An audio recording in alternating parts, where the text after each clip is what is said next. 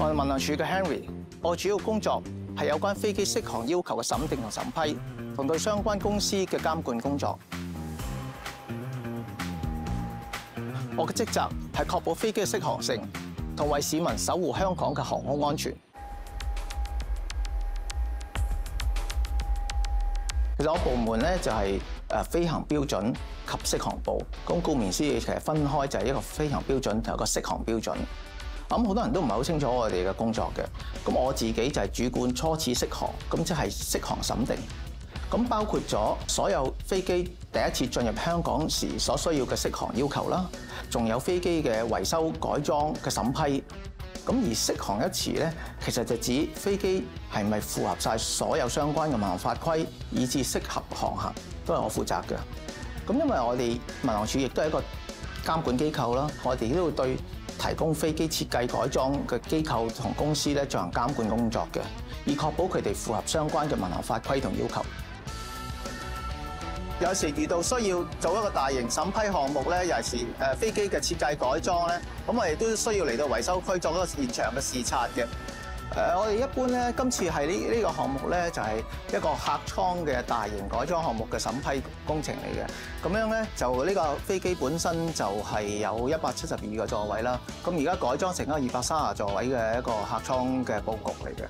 咁喺我哋喺最終嗰個審批之前咧，係要確保佢哋所有嘅設計咧係符合咗佢哋嘅設計嘅標準啦，同埋所有嘅適航要求同埋香港民航法規嘅。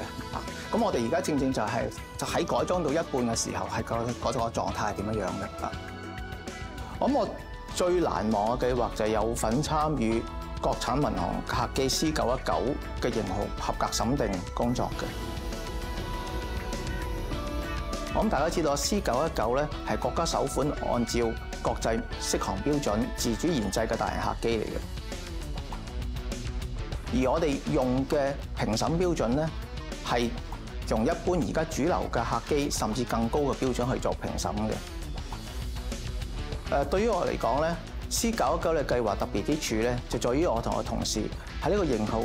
初始審批嘅時候已經有份參與呢個計劃。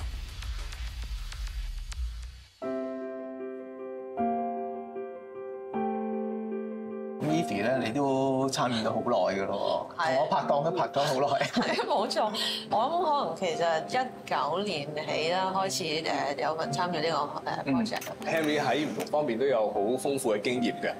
包括特別係喺其他民航組織嘅法規啦、條例方面都有好深入嘅認識嘅，所以喺 C919嘅審定工作裏邊咧，Henry 都俾咗好多好寶貴嘅意見我哋，令到我哋可以好準確咁去掌握個問題嘅精要。Henry 喺呢方面可能係因為佢做事認真啦，咁鍥而不捨啦。呢個項目嘅有一個部分都係喺疫情期間啦。咁當然佢要日常即係本身喺香港嘅工作，但係其實佢都克服咗即係地域啊同埋語言上面嘅困難啦，最後都可以完成到任務咯。